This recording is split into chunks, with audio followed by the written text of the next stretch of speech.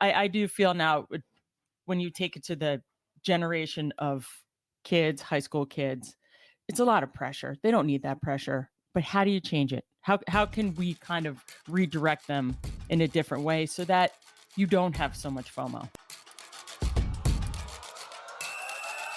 Welcome to Girls Gone Gritty. I'm Farley Boyle. I'm Darian Boyle. And I'm Jennifer Brenius. Collectively, we're two sister-in-laws with our bestie. We don't just talk, we do it. Day, night, mountain, beach, and city. Get ready as we bring gratitude and attitude to everything we do. We jump in head first, unafraid, and we're all in all the time. We bring it on and get it on each week, diving deep into authentic, unscripted conversations on just about everything. So let's get gritty. All right, welcome. Thank you so much for tuning in to another episode of Girls Gone Gritty. I'm Jennifer here with Farley and Darian, and we are excited to talk to you about something that isn't that exciting to talk about. What is the deal with FOMO? I mean, we've got so much going on in this episode today. We can't wait for you to tune in, and let's get gritty talking about fear of missing out, peer pressure, and all the things that make people a little cuckoo. Well, I'm the queen of FOMO. I hate missing out on anything. And I was talking to my husband last night as we're driving back from Vermont. And I was like, yeah, so FOMO. We're going to talk about FOMO tomorrow on the podcast. He goes, you are the queen of that. He said, we'll be doing something and you'll just want to go to the next thing and the next thing. And it made me think, all right, let me rewind and figure out what is FOMO. And I guess I do have it because every time in New York City, hey, we're at one club. This isn't good enough. We have to go to the next club. And it's like, you're never content. Chasing it. We've got to stop chasing it because if we stay, it's going to find us. And we would always be like going from one club that was like lame to the next club that didn't have good music to find like not only our people, but like our vibe. Totally. And, so FOMO has always existed. It just wasn't called FOMO. And we just read that it was actually coined in 2004 and it became a dictionary definition, a word in the dictionary in 2014. But who knew? Who knew that like back in the day when you're like, wait, I want to go here. I want to go there. You feel like Ricochet Rabbit that now there's a definition for it. Well, there's a definition for everything. Now you have, ADHD, there could be a definition for anything, but FOMO, this is, I think, one of my favorite definitions now to learn about. Well, everybody loves that in acronym. Like FOMO, like that's just so 2000s that, we've come into this digital age. And I agree. Like FOMO, for those of you at home that don't have it, congratulations. But for the rest of us, the fear of missing out is a inherent, like Farley was saying, it's inherent in our society forever, but it's something that became exacerbated because of the technological age, right? It's so sad because now social media, all of the technological platforms expose what everybody's doing, who's where, what, and the FOMO is real. I mean, it's real because you see somebody doing something that you want to do and it always looks better. The grass is always greener. And, we were also doing a little research on FOMO this morning and we realized that the only real cure for FOMO is to detox yourself, from all of your social media, your technological devices, and just like getting off the grid. Yeah, but think about back in the day. We didn't have social media. We didn't have all these texter stations going on. Your fear was, all right, well, I mean, I was living in LA and all right, I'm surfing Malibu, but wait, I heard it's better in San Diego. And I would get in the car and drive as fast as I could, 2 hours to get there and be like, this is good. Oh, wait, it's good in Huntington. I'm going to go. And it was like, you're never content. Like you can't find that calmness in your body to just be in the now, be in the present. And I think that's what kids are missing and adults are missing with FOMO. Yeah, I mean, I think it's a crazy phenomenon. It's taken over everything because, again, it's like you would have a plan. You'd have your schedule for the week back in the day, which wasn't that long ago. Really, it was pre-2000. It was before everybody had a phone. It was before email. And that wave has happened so incredibly quick in our age, like to our point, we didn't have it when we were growing up, but we also had a place where the kids are growing up with it. They started knowing exactly what was happening at 13 and 14 years old. So they've lived in a society already that inherently FOMO exists. I'm always knowing the party I didn't get invited to, or the other event that actually I should have said yes to, but I already said yes to something else. So now I can't go to that. Like, you cannot escape seeing what else is going on out there. And I think Farley said, like, it's just too much information for the human brain. And the FOMO, from what we were reading, talked about, well, it's a natural societal thing to keep you engaged with society. Like, it was so that people did not become like pre-evolutionary. They didn't become hermit crabs. It was so that they wanted to be a part of a social group, because if you live in a social group, then your chances to continue living and therefore procreate extend. But now it's come to a point where you don't feel like you can enjoy being home on a Friday night. I'm going to give you guys the best example of FOMO that was so upsetting to me that I just witnessed. So Abby, my youngest daughter, we are on her official recruiting trip at Ohio State. It is exciting. Her dad has not seen the school yet. They are putting us on the, first yard line of the football game. What could be more exciting than going on your official? Well, Abby's tuning in to, Instagram and TikTok and Snap, and realizing that there is an all-class party for the first time where all different high schools are coming together. And it is something that really does not happen, because where we live, it's kind of the freshmen hang out with the freshmen, the sophomores, the juniors. It's rare that two schools actually collaborate on a night. This was a 3-school high school party, and she's watching it happen.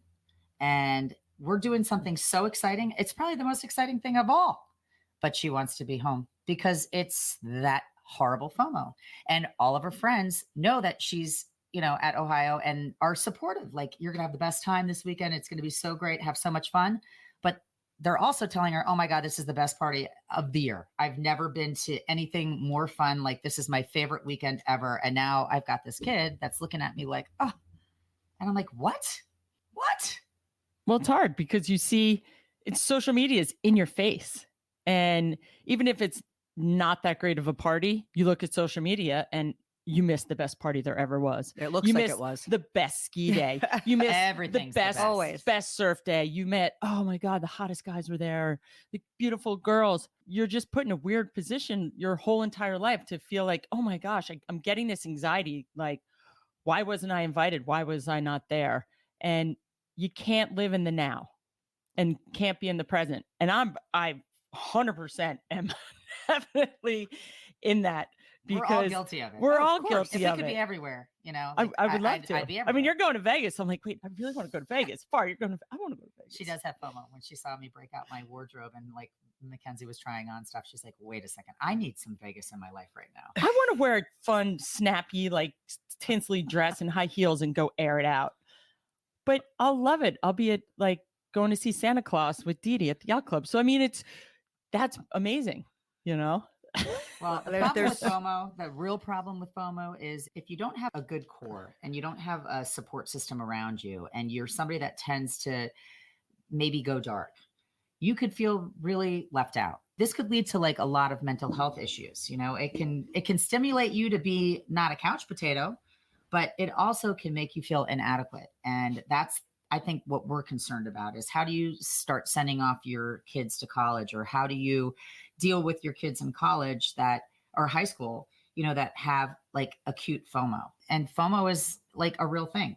There's scientific studies now where it is something that has to be addressed, and the detoxing from devices is probably one of the major fixes. But this generation can't get away from that. And they make us use our phones for everything. You go to a restaurant, you have to scan the Q thing. The QR code. QR code. And so they're forcing us to use our phones all the time. And I feel like this poor millennial group right now that's all they know. They don't know better. They have not really grown up without a phone or a device, an iPad in their hands. You go out to dinner, your kid's there watching, something so that you can have, it's that generation. Sick. Well, you said college, high school, and fourth grade. And well, every age. At every age. And I mean, not only do they, if they don't see exactly what you're doing, they know where you are. That's the other part. It's Mommy, not she got invited to so-and-so's birthday party and I didn't. Why? because you can't get invited to everything. Yeah. But that's But- really hard to teach But you kids want to too. be there, like, because it's in your face. And everybody in your class might be invited, but a few people. So, Yeah. you know, it starts really young. You're absolutely right. I was sad today. I was at physical therapy, who they're the best. And you could just tell that you talk about your family, you just talk about different current events. And he was saying how last night, the favorite time of the year is to put the lights on their Christmas tree as a family. And his lovely group of children, and his one daughter is in Scrooge. She's a beautiful voice. She's a beautiful thespian. Like, you just see her on stage, you're like, oh my gosh, like you just send out this aura. And he said, and we're there and we're enjoying this family moment. And she goes, the prom is the same day as the theater, like their big show. I don't want to do theater anymore. And he was devastated. He goes, right now, you plan on talking about this? This is our time to be happy. She said, I want to give up theater. I'm over it. And her voice is beautiful. I mean, I saw her in Scrooge and I'm like, oh my gosh, she has it. And because the fact that the prom is at the same time, her senior prom, she wants to drop theater and something like her future that it could open doors for everywhere. And I said, if it will hang over her all year long, because you have the prom dresses and people will send here's a photo of this prom dress, Here's that the prom bus. Instagram of everybody that has their prom dresses already, so that you can see who's got Right. what. And I mean, it's a big thing. And that's all year. I mean, But I saw there's it with big Lily. things And yeah, all the time that compete and conflict with something else on the calendar. And we Mhm. are too in the know. And, it's like, how many different things can you potentially go to? Are you shopping out what looks the best? What's my best option? I'm not going to commit to that because something else could come up, or I'm going to commit to that because nothing's going to top cat that. So it's just a part of everything.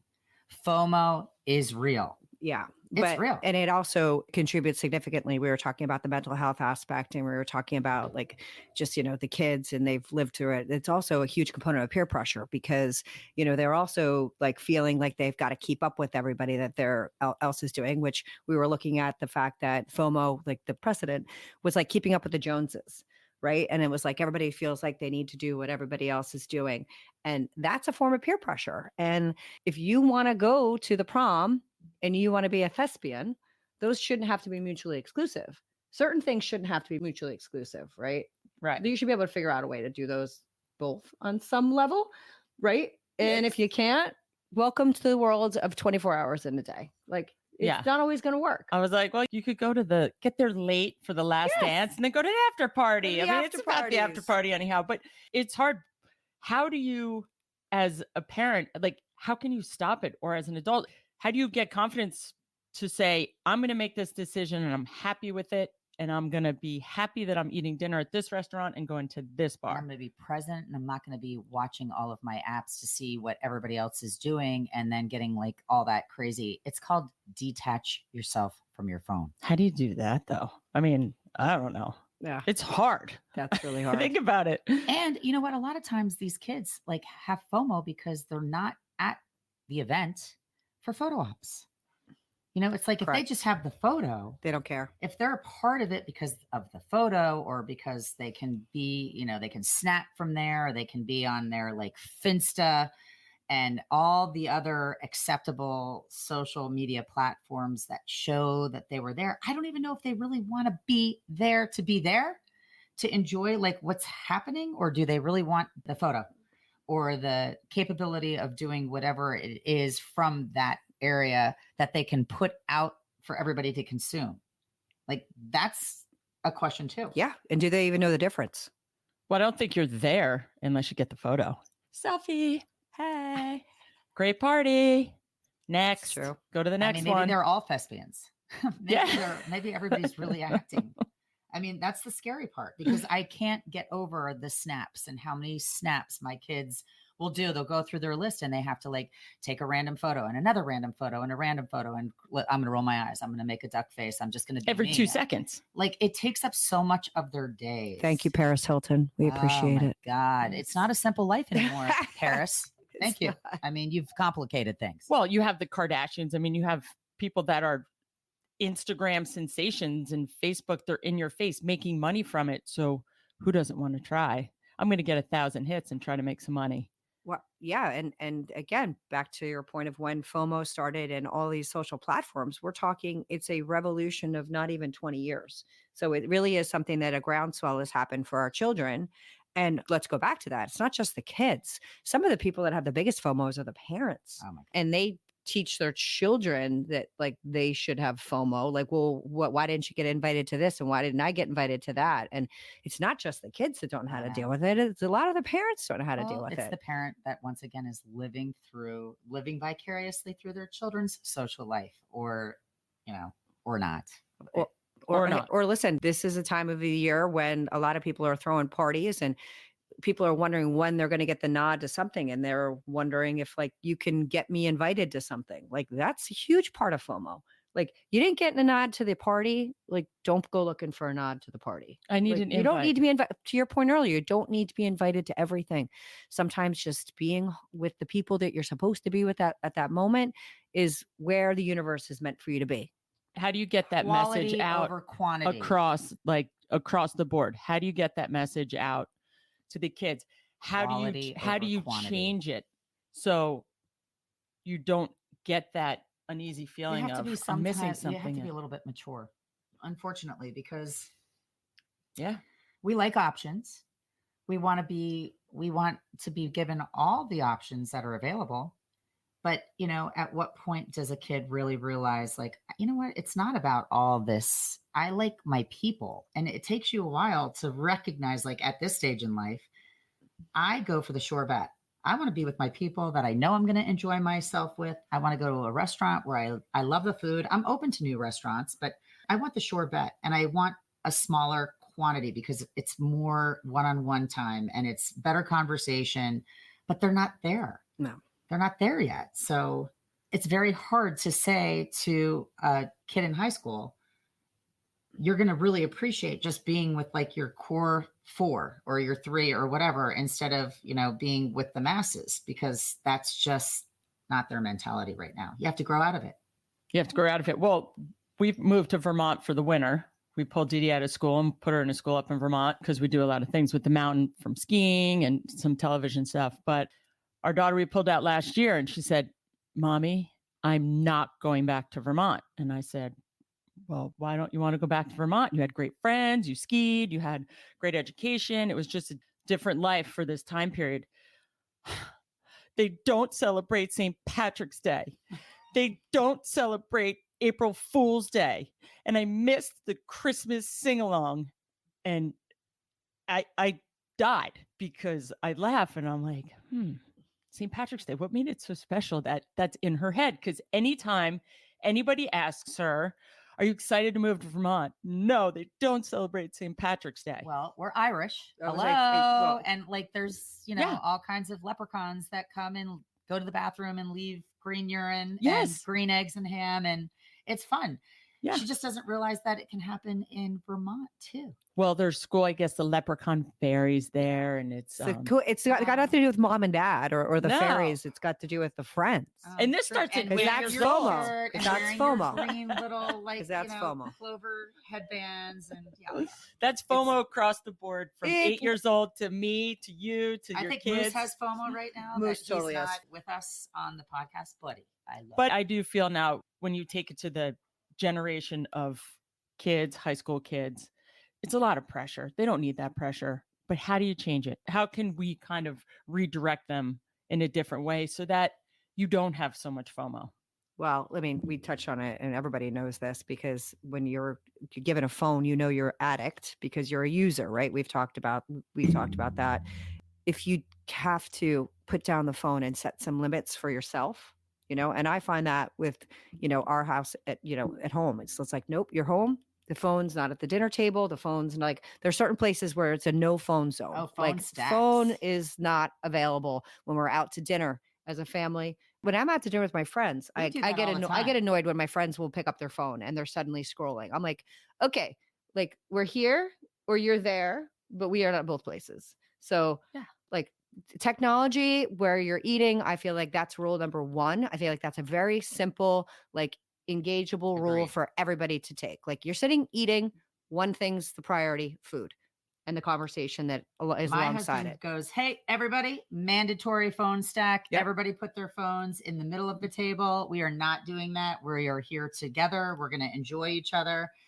Boil Renius. Mhm. That's what we Oh, I call love that. us Good when we job, go out to- Pat. So yes, and the phone stack is, it's real. Yep. It goes right there, and we see people trying to sneak them. Like, oh, but I an just think one excuse. It's thing. like such a, it's a drug. They're they're It's a addicted. drug. It's addictive. They're Addicted. addicted. But this Yes. could be a good way to start spreading the word and start spreading that. Okay, try one family dinner. Everybody does a phone stack. And then somebody's going to want to take a photo of the phone stack and put it into their social media so that they can say, look, we phone stack. Look what my parents made me do tonight. Well, but it's then torture. to your point too is that they're also nefarious because you'll do those kinds of things at the restaurant, but now they want you to pick up your phone and do the QR code for the menu. So they know that this is the other part about FOMO. They know what they're doing. They know what they're doing. They have calculated how to keep you addicted. They and the know pandemic did not. They help know this. that, I haven't posted in a while. And for those of you that haven't, which we're going to cover social media and like that impact in a different episode, but like they talked about it in that movie, The Social Dilemma, where they figured out like, oh, they haven't engaged in a while. Let me send them a click. Let me like remind them of this person. Let me remind them of that person. But sticking to your guns, especially at the dinner table or the lunch table or the breakfast table, I think is a simple tool. And then once you do that, once you kind of have pulled back on that, I think it's easier to be like, okay, well, now you're home. Like I have to do this with my youngest. He definitely is somebody who's like worried about what everybody else is doing because he's in a school that nobody else goes to in our area. It's one of the vocational schools. So he's constantly worried about what everybody else is doing. So when he's doing homework, he's definitely wasting his time when he has his phone. So when he's got homework, I have to pull his phone from him because, and it's the phone. People will say, well, they can get it on a laptop. They're not doing it on their laptop. Most of us are not like, you're not sitting there actively engaging social media or any of those other platforms on your laptop. It's a phone specific thing. So that's the other thing that I am working on. And I would say to the listener out there and to anybody else, just try and have some limits as to when they're able to access their phone. Help them to disengage. It's true. We just had a very, very good friend of ours who had a daughter that went off to like Mount Kilimanjaro. She went on a retreat and it was like, leave everything behind. You have a backpack, you have everything that you need to survive, but you have zero access to your phone. I think they were allowed to have a camera, an actual camera, so that they could take pictures because they were doing incredible things in nature. And Callie actually said when she came back from that, it was the happiest that she's ever been because she had absolutely no toxicity. Like she was free to unplug and take it all in. And she knew that she wasn't going to be able to use her phone. So she lost the urge, or the desire. And she actually became 100% involved in what she was doing.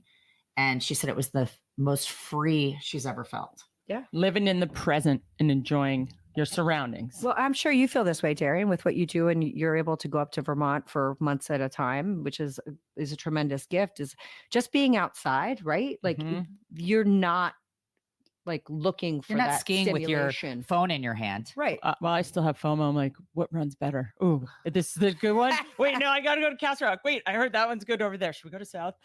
What? Focus. Take a breath.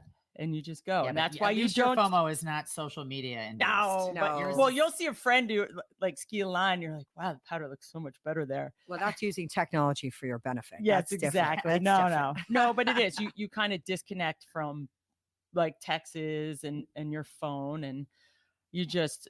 I'm skiing in the moment. I'm skiing with my friends, or like having conversations on the ski lift, and it's more relaxing. You're not getting that like unnecessary stress of, oh my gosh, what am I missing? Because you're in it. People are wanting to be doing what you're doing. Right. So I have extreme FOMO now that I live in the woods and I used to live on the water my whole life. When I see like pink and beautiful purples and things radiating through the trees, and I'm like, oh my God, the sunset is happening somewhere beautiful. Like, girls, let's go. We're going to go sunset chase because I can't see it from here. So I get like FOMO about that kind of stuff. I mean, I definitely get FOMO about, being at the fun spot or the in spot or what music's hot. I want to be everywhere. I do. But I think like my worst FOMO is when I know that there's a sunrise or a sunset that somebody can see better than me. And I want to be in the mix. I love that. So FOMO is good in some ways because it motivates me to get in my car and then I go find it. And then I'm happy because I'm looking at something that is just so beautiful. So FOMO isn't always negative. It can actually, really make you get out of your comfort zone and go do something and be a part of something and plug in and connect. And so there are very beneficial parts to FOMO, but it's just so funny that this word is now in the dictionary. And it's always been here. It's just, unfortunately, the toxic side of FOMO is what is plaguing the youth of today. And we know now that the true solution is detoxing from devices. Well, which will never happen. Which Unless you start phone stacking at restaurants and yes. during meals. Okay, so that brings up an interesting point. Because so actually what we're really saying is that FOMO, what we kind of went full circle on, is like trying to keep up socially, right? Which is a good thing, theoretically, like keeping engaged. We recognize that we are, finite time here on this planet. So fear of missing out is also like, I don't know how many hours are going to be in my day, my life. I got to seize the day, carpe diem, all that good stuff. So what we really come to is that FOMO itself isn't the enemy. It's the devices that are the enemy. Right? It really is. Yeah, It's got nothing to do with, somebody called me like back in the day on the telephone and I'm like, nah, I'm not going to go. I didn't even get invited and I see it and now I'm jealous and I'm transported myself there. It's that, right?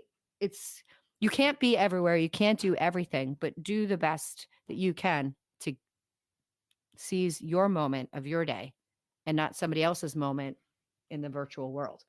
So the devices, we come back to the fact that I think we're going to have this theme a lot in our podcast that like step away from technology, let's see. Meanwhile, we're podcasting. Mountain Beach and City. Technology. Mountain Beach and City. We're going to take this remote. We're going to get out on location and be I have FOMO already. Where are we going next? Where are we What am I doing? missing? Let's go out in the city. What? Wait, you're going to Vegas. Wait, what? Oh my God. Hopefully we've dumbed down what FOMO really means. And, if anybody really wants to contribute with maybe the way that they've handled FOMO appropriately in their family, we'd love to hear from you. And you can find us on Facebook and Instagram. And we're actually getting ready to put together our website. So, that way we can actually field questions from you guys and we can take suggestions and become a little more interactive with our audience because we're here for you. We want to know what you want to hear from us. And I'll tell you, there's a lot that we have done. I don't think there's much that we haven't done, which could be a little scary, but successfully, or at least tried it twice. Like we're here. You know still what'd be here. fun is we're still alive. here. We actually are alive. To hear people's most standout FOMO story. Like, God, what was so your many. biggest FOMO moment? True. Because people have it. And it's that one standout there. You're like, oh my God, I knew it was there and I was there. And then I went there. And when you get to that other spot, you're like, oh, I should have just stayed. Should have been content. Well, I think that comes back to, the other thing is that like you have to make your own decision and trust your gut, right? Not constantly be chasing something else because we talk about it all the time too. It's like some of our best times are the ones that are spontaneous. They're not so carefully curated perfection. Spontaneity always wins. That and FOMO has got, that's probably the opposite of spontaneous, right? True. Like I can't script it. You weren't invited. It wasn't that I didn't want to invite you. It just serendipitously happened. It's not my party. That's amazing. FOMO might give you grit because you can't be a part of everything. You can't be everywhere at once. So it gives you a little bit of grit, you have to deal with it. Suck it up, buttercup. Trust your gut. The hamster wheel. Keep it going. Keep it going. Stay in that one spot. Oh my gosh. Well, we're really excited you tuned in for another episode of Girls Gone Gritty. We've been really excited to talk to you about FOMO, and we hope you're not missing out on us ever here. Catch us on Instagram, catch us on Facebook. Tune in to us. We're going to be here. And again, we look forward to getting you on our website and hearing from you about things that are important to you and what gives you your grit. Thanks for listening. Peace out. Thank you for tuning in to another episode of Girls Gone Gritty. You can check us out on Instagram and Facebook. If this episode hits home, share it with someone who needs to get gritty. 3 Gs. We'll see you next week. Peace out.